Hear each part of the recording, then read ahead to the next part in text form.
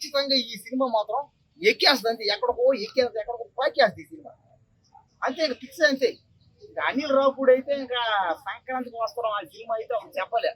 కాబట్టి ఈ శివశంకర్ వరప్రసాద్ ఈ సినిమాలో లాస్ట్ లో వెంకటేష్ గారు వాయిస్ కూడా మళ్ళీ పాప ఏంది ఈ సినిమా చెప్పండి, ఏంది ఇది చూడండి.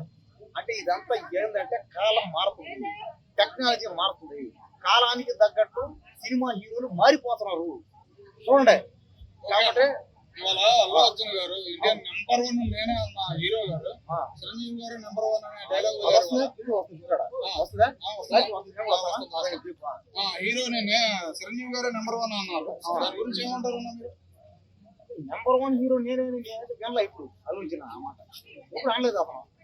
ఆలోచన గారు ఏమన్నారంటే ఎవరికెంత బాస్ సినిమాలు డైలాగ్ అది ఎవరు కూడా బాస్ అనేది.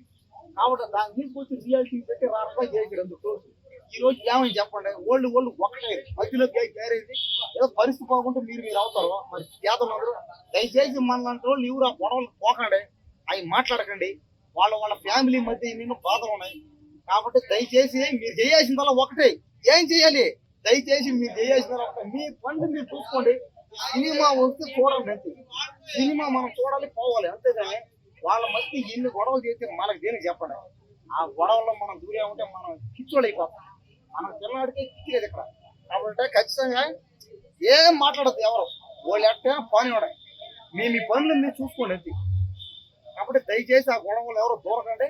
చిరంజీవి గారి నెంబర్ 1 దేనికంటే ఆయన 70 సంవత్సరాలు అయినా కూడా ఆయన సినిమా ఇండస్ట్రీలో సినిమా తీస్తున్నారు. కాబట్టి ఈ వయసులో కూడా తీస్తున్నారు, ఆయన నెంబర్ 1 చెప్పాలి. ఎందుకంటే పెద్దవాళ్ళు మనం గౌరవించాలి, అదనమాట. ఓకేనా, రైట్ రైట్.